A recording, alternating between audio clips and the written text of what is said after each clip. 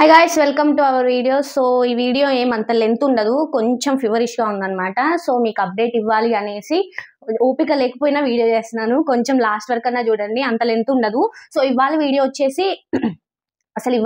వచ్చేసి మరి ఎవరు ఎలిమినేట్ అవ్వబోతున్నారు ఈ వీక్ లో అనేది క్లియర్ గా మాట్లాడేసుకుందాం.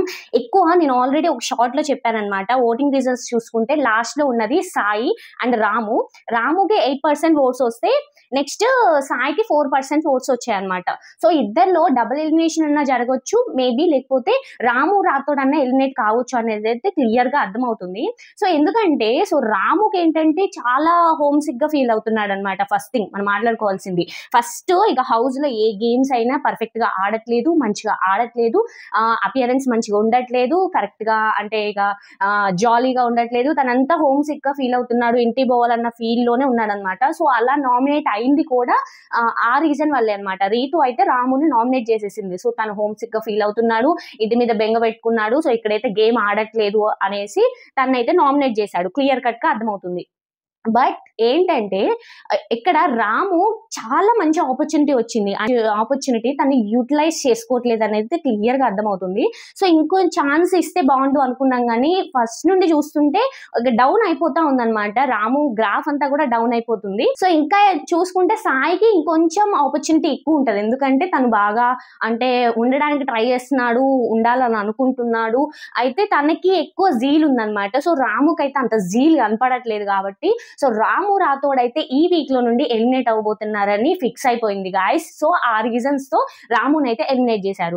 కానీ అసలు నాకు ఒక డౌట్ వస్తుంది అనమాట. సో మరి పబ్లిక్ అంటే మనం ప్రజలు వేసే ఓట్స్ ద్వారానే నామినేషన్స్ జరుగుతున్నాయి అంటే ఇక్కడ చూసుకుంటే సాయి శ్రీనివాస్ కి 4% వచ్చింది, రాము రాథోడ్ కి పర్లేదు కొంచెం ఇతని కన్నా 8% వచ్చింది. కానీ ఇవన్నీ కన్సిడరేషన్ లో తీసుకొని మనం చేసిన ఓట్స్ అనే కాకుండా వాళ్ళు కూడా కొన్ని కన్సిడరేషన్స్ తీసుకొని వాళ్ళు కూడా ది బెస్ట్ చూసుకొని వాళ్ళైతే ఎలిమినేట్ చేస్తున్నారు అనేది క్లియర్ కట్ గా అర్థమవుతుంది ఇది చూస్తే.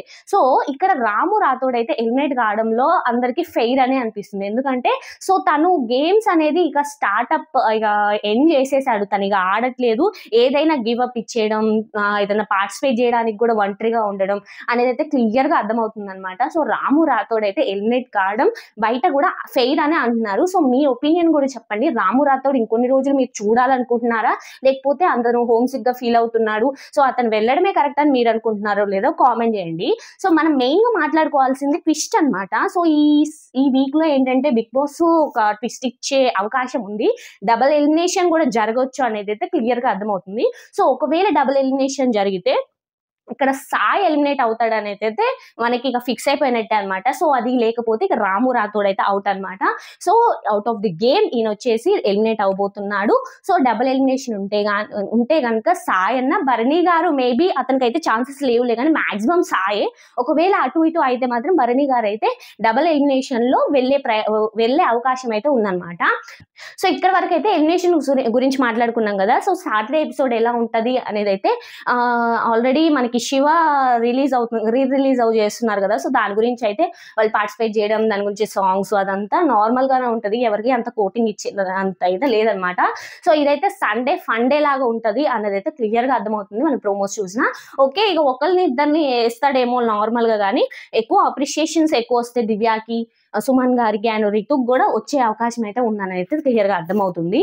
సో ఒక పాయింట్ నేను మాట్లాడాలి, నిన్న ఒక జరిగిన దాంట్లో సో దివ్యాకి తనుజాకి వచ్చే దగ్గర భరణి గారి నేమ్ వచ్చేసరికి దివ్య వచ్చేసి మరి ఇలాంటి మీ పేరు వచ్చినప్పుడు మనం మాట్లాడుకునేటప్పుడు మీ పేరు వస్తే ఎందుకు మీరు నాతో స్టాండ్ తీసుకోలేదు, దివ్య వచ్చేసి భరణి గారు స్టాండ్ తీసుకోలేదని దివ్య మాట్లాడింది, కానీ అక్కడ చాలా లిటరల్లీ దివ్య చేసింది చాలా పొరపాటు అనమాట. సో తనుజాని తీసేయడం ఆల్రెడీ మీరు ఇప్పుడు అబ్జర్వ్ చేస్తే ఇప్పుడు ఇమాన్యుయల్ కి పోటీ ఉండకూడదు అనేసి తనుజాని తీసేశారు అన్నారు, ఎందుకంటే ఎక్కువ మీకే సపోర్ట్ చేస్తారని. ఆల్రెడీ అక్కడ సపోర్ట్ చేసేది అయిపోయిందమ్మా, ఆల్రెడీ లాస్ట్ గేమ్ అని చెప్పేశారు.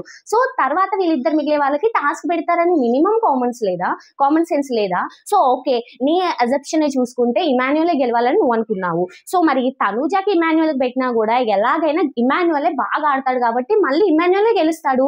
ఇదేంటంటే ఇప్పుడు తనుజాని నువ్వు తీసేయకుండా ఎట్లాగైనా తనుజ లాస్ట్ వరకు వెళ్ళైనా ఆ టాస్క్ ఖచ్చితంగా గెలవదు అమ్మాయి. సో గెలవకుండానైనా సో తనకు ఒక రిగ్రెట్ ఉండకుండా ఉంటది, సో నా చేతులారా నేనే పోగొట్టుకున్నా అన్నది ఉంటది. కానీ నువ్వు తీసేసిన అనుకో అమ్మాయికి సింపతి ఎక్కువ అవుతుంది అండ్ నెక్స్ట్ నీకు కూడా తిట్లు ఎక్కువ అవుతాయి. అది నువ్వు ఎందుకు అబ్జర్వ్ చేసుకోలేదు, అది నువ్వు ఎందుకు క్లారిటీ తీసుకోకుండా తనని ఎలిమినేట్ చేసావు అనేసి అయితే సో నాకైతే డౌట్ వచ్చింది అనమాట.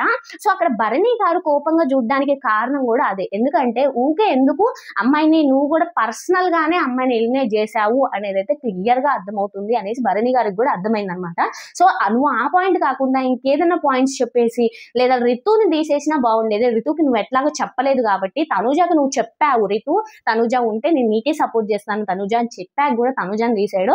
ఇదైతే అన్ఫేర్ అని అయితే బయట చాలా మంది ట్రోల్స్ చేస్తున్నారు, బయట చాలా మంది కాంట్రవర్సీ చేస్తున్నారు. దివ్య చేసిన బ్లెండర్ మిస్టేక్ ఏదైనా ఉందా అంటే అది కెప్టెన్సీషిప్ నుండి కెప్టెన్సీ రేస్ నుండి తనుజాని తీసేయడమే. ఒకవేళ నువ్వు తీసేయకపోయినా కూడా అమ్మాయి గేమ్స్ లో ఆడదు కాబట్టి అమ్మాయి ఎలాగో ఎలిమినేట్ అయిపోయేది. కానీ నువ్వు స్టెప్ తీసుకొని అమ్మాయిని ఎలిమినేట్ చేసేసి అంత నువ్వు యాంటీ అయితే చేసుకున్నావు అనేది అయితే అర్థమవుతుంది అనమాట. సో ఇక అది guys వాళ్ళ రివ్యూ వచ్చేసి. సో లెంత్ అయింది ఏం కాలేదు, సో లాస్ట్ వరకు చూసినందుకు చాలా థ్యాంక్ యూ. సో ఇక మరి మీ ఒపీనియన్ ఏంటి, ఇవాళ ఎలిమినేషన్స్ లో మీరు ఎవరికి సపోర్ట్ చేస్తున్నారు అనేది కామెంట్ చేయండి. నెక్స్ట్ వీడియోస్ లో కలుసుకుందాం, బాయ్.